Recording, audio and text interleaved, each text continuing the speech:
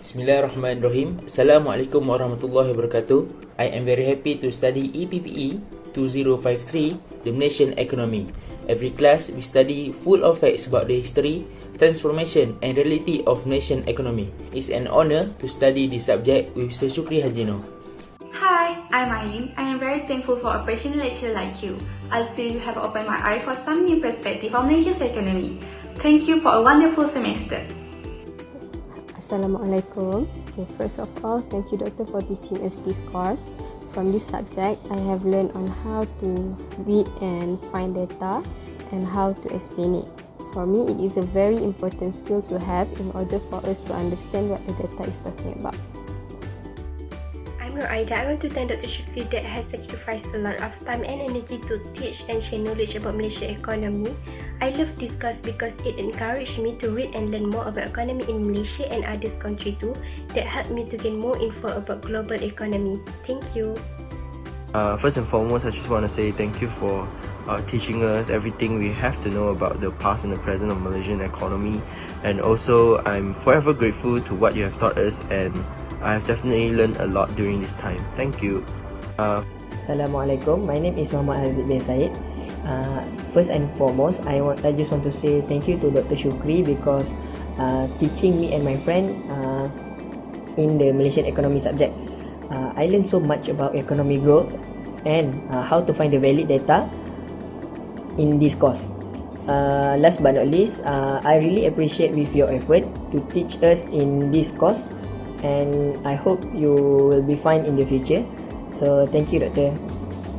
Assalamualaikum. My name is NABISHA binti Haris, mention number A182119. From this class, I have learned so much information regarding Malaysian economy and worldwide economics too. What I would like about this class is Dr. Shukri will teach us based on all the data. Because of that, now I know and I have knowledge on how to search valid data from internet. Thank you so much, Doctor. Assalamualaikum and hi, my name is MAIZATUL. From this class, I learned about how to get information from the Department of Statistics Malaysia (DOSM). This was very useful experience for me to be able to apply in the future. Thank you, Doctor, for everything. My name is HAZIRA binti HISHAM. I like this course because I learned a lot about the Malaysian economy and how to interpret data. I also learned how to find data from reliable sources or website. Hello, my name is RAHWANI. I just want to say thank you to Dr. Shukri because you made me learn how to be patient in my studies, especially during this class. And also, I was realized that how much important is it to know about the Malaysian economy. Thank you, Doctor. Bye.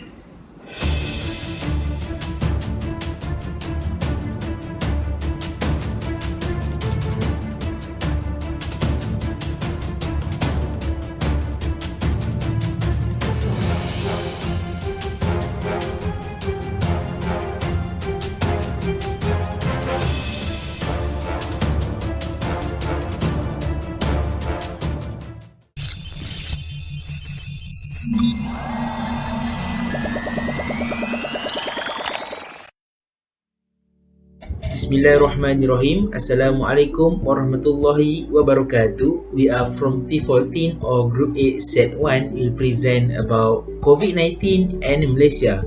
I know everyone know about COVID-19, right?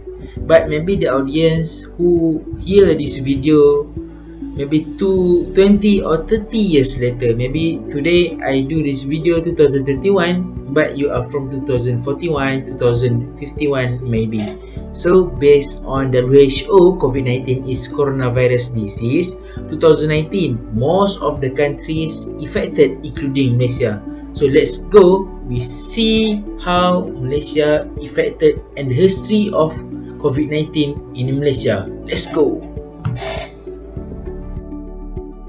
So next, the first cases in Malaysia on 25 January 2020. This person are from Wuhan, China, who come from Singapore through Johor, and government Malaysia at that time under Tun Dr. Mahathir stopped all the tourists from China immediately on 27 January 2020, and most of the cases at that time are from foreigner. But interesting to know that the first Malaysian infected with COVID-19 on 4 February 2020, and yes, it's our Malaysia history. At the first wave, actually, Malaysia survived about 11 days without any cases. But on 11 March, Brunei traced its first cases from a large religious gathering at Kuala Lumpur. And yes, it's a reality. We must accept it. Itu adalah takdir dan adalah ujian daripada Allah Subhanahu Wa Taala. And on 15 March, about 2 weeks after that event, Malaysia achieved first 3-digit cases. I think 190 at that day. And for the next day, this is the epic moment for me and for all Malaysians. Actually, I am matriculation student and also at the campus at that time. 16 March 2020, Prime Minister announced MCO start from 18 March 2020. So, what is MCO? I give to the next presenter. Movement Control Order. The Malaysia Government Movement Control Order, commonly referred to as the MCO or PKP, is a series of national quarantine and measures implemented by the federal government of Malaysia in response to the COVID-19 pandemic in the country starting on 18 March 2020. On 16 March 2020, Prime Minister Mohd made an official speech and officially promulgated the Movement Control Order under the Prevention and Control of Infection Disease Act 1988 and the Policy Act 1967. The order includes the following restriction: general prohibition of mass movement and gathering across the country, including religious, sports, social and cultural activity. Sanction covering all Malaysian travelling abroad. Restriction on the entry of all tourists and foreign visitors into the country. Closure of all kindergartens, government and private schools. Closure of all public and private higher education institutions, IPT, and skills training institutions nationwide. Lastly, closure of all government and private premises except those involved in essential service. Let me move to the number of confirmed cases in Malaysia. As we know, at the end of March 2020, the total number of cases had risen from below 30 to over 2,000 active cases across every state in Malaysia. After the Malaysian government progressively relaxed lockdown restrictions in a staggered pace, a third wave of COVID-19 infection in the country has occurred as a result of the Sabah state election in September 2020 and the several outbreaks at top closed facilities in late 2020. The number of confirmed cases increased day by day from 2,000 to over 3,000 per day, and the total cases until 27 December 2020 is 105,086 confirmed cases overall in Malaysia. And nowadays, the numbers of confirmed cases in Malaysia was increased drastically from 3,000 to 15,000 and above per day as active cases across every state in this country. And the highest numbers of confirmed cases was on 21 August 2021 of 22,262 cases in Malaysia. And now, the cases was decreased to 10,959 active cases on 27 September 2021, which is the latest numbers of confirmed cases in Malaysia.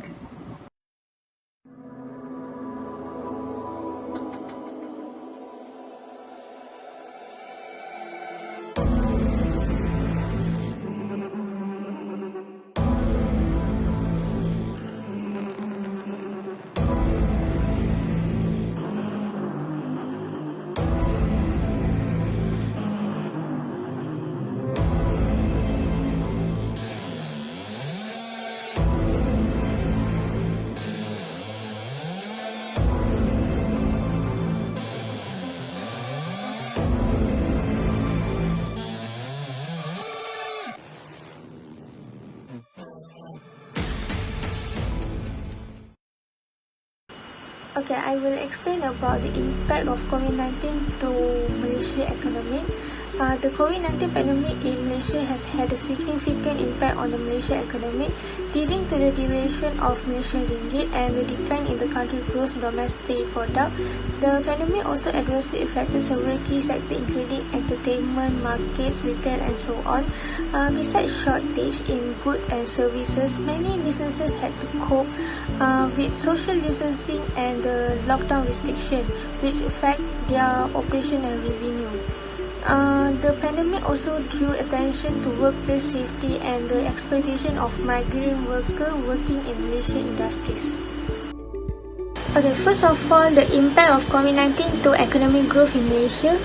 China was Malaysia's largest trading partner and the economy was directly impacted to Malaysia's GDP.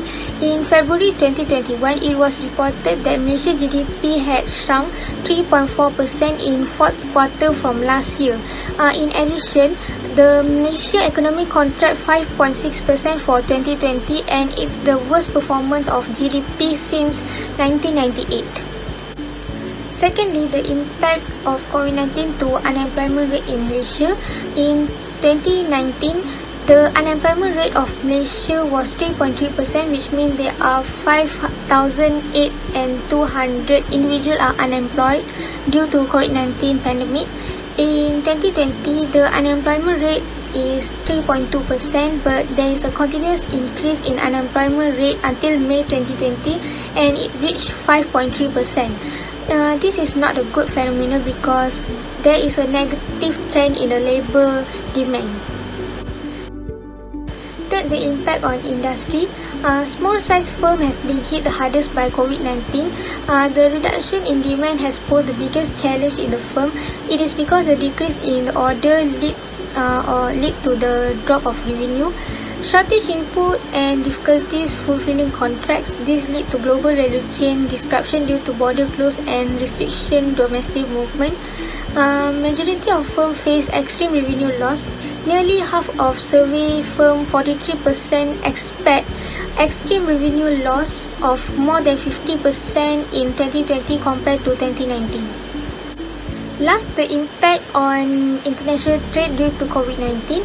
Malaysia trade performance was in the tandem with countries in region such as Indonesia, Singapore and so on. While trade with the existing free trade agreement FTA partner in 2020 stood at RM1.185 trillion and registering a decrease of 3.7% and accounted for 66.7% of Malaysia's total trade. Now, I will explain about measures taken by the government for managing the national economy during COVID-19.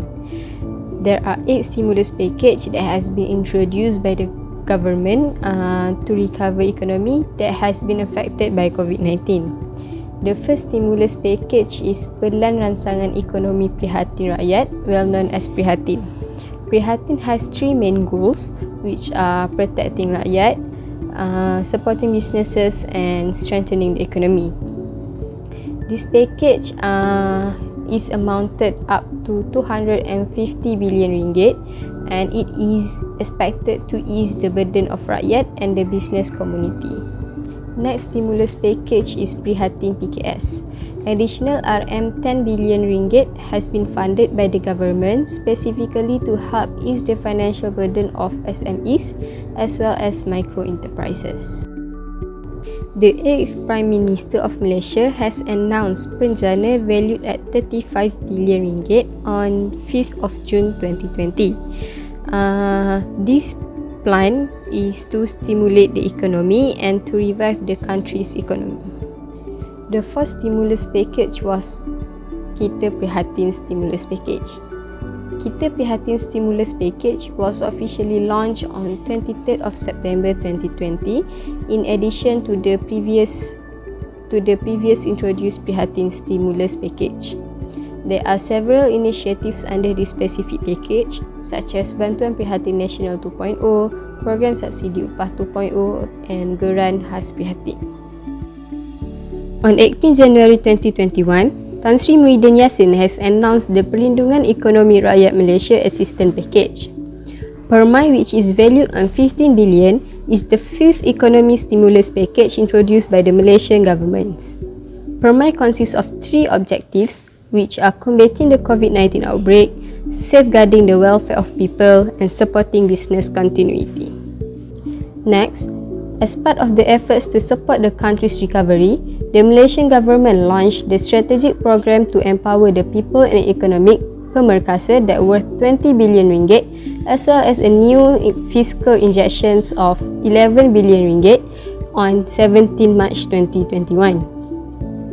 The 8th Prime Minister said that pemerkasa would focus on 20 strategic initiatives to boost the economic growth, support business, and continue targeted assistance to the people and sector that are still affected.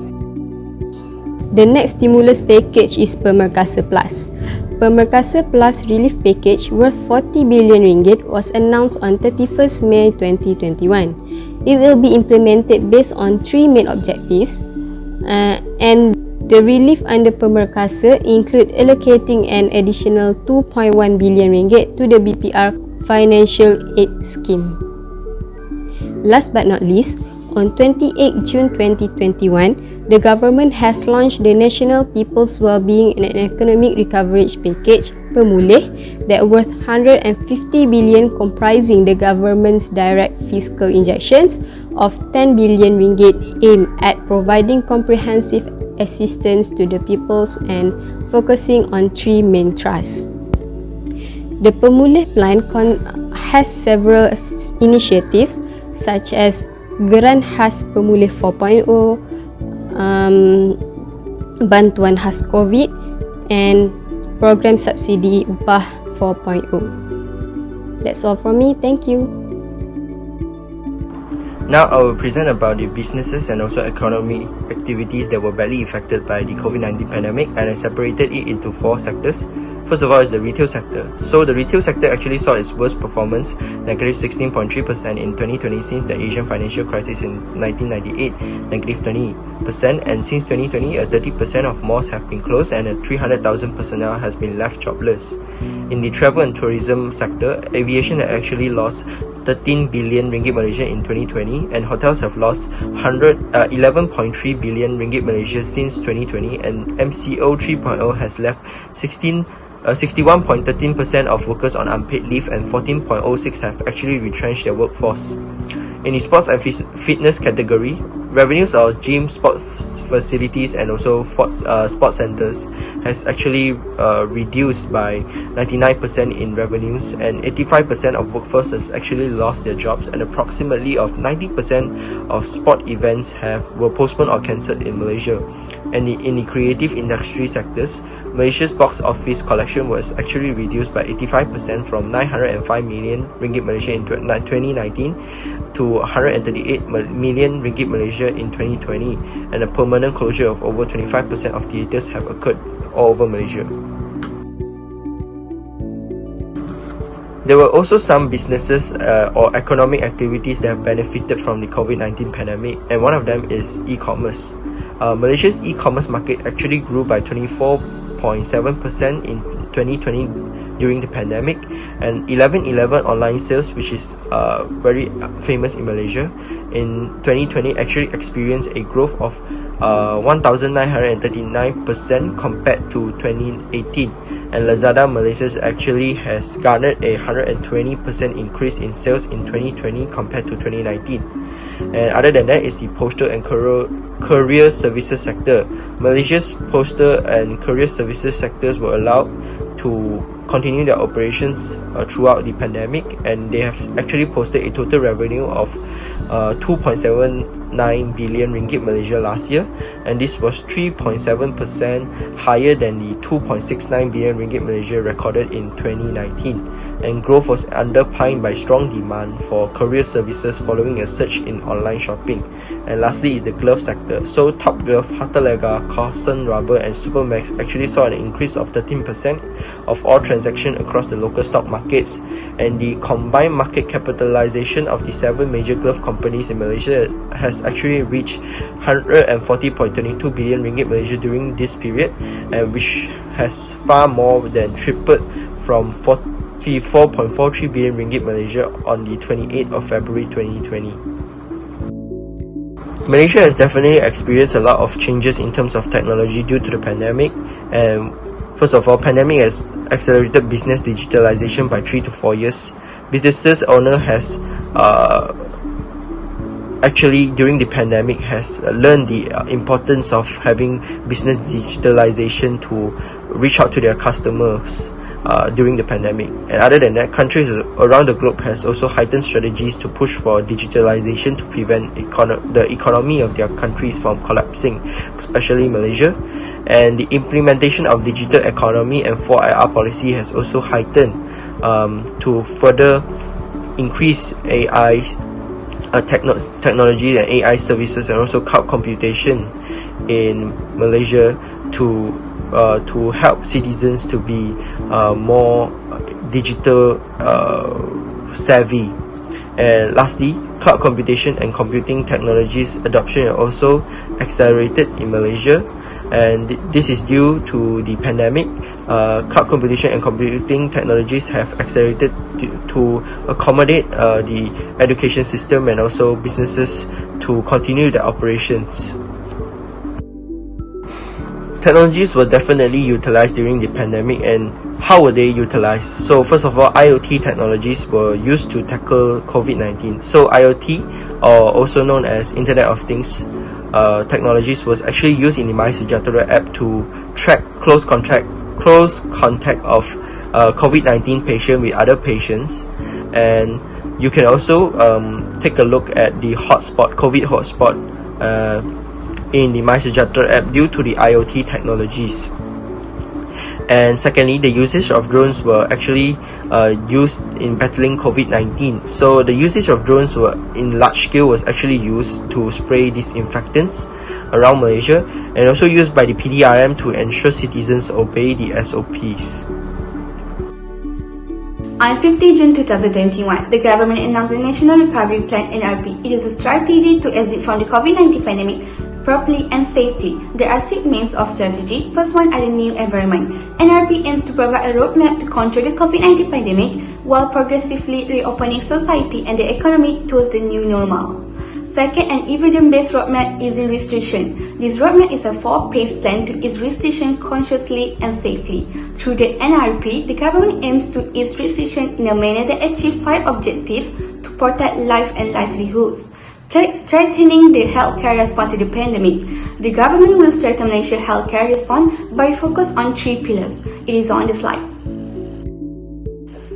For immunizing the population is a key enabler for Malaysia's reopening. The national target is to fully vaccinate 100% by October 2021. Fifth, to tackle the impact of the pandemic on the rakyat, the government has launched various financial assistance packages with a focus on safeguarding livelihoods.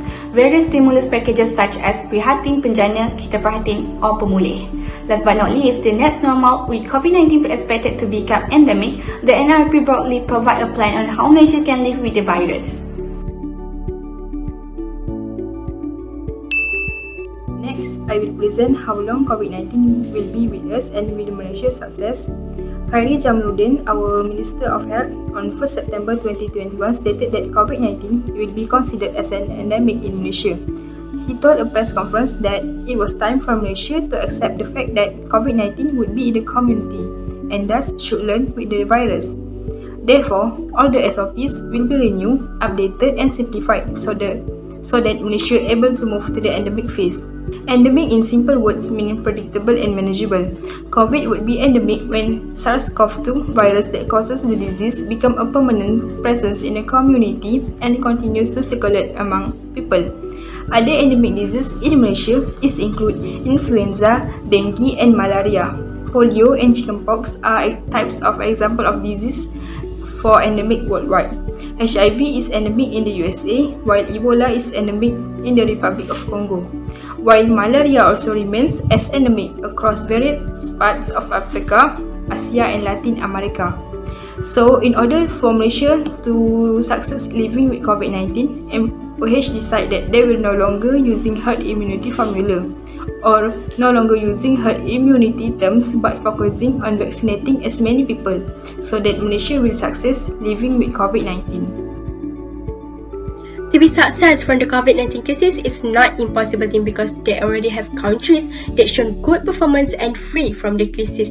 Three main determinants contribute to the success, which is the first one is healthcare system. By maintaining the basic public health system and ensure all the needs of health equipment are always adequate. The priority of health service should be given to the most vulnerable people and take serious action toward mental health problem among the community. The second one is strengthen the social solidarity with all individuals and organizations must involve in helping the government initiative.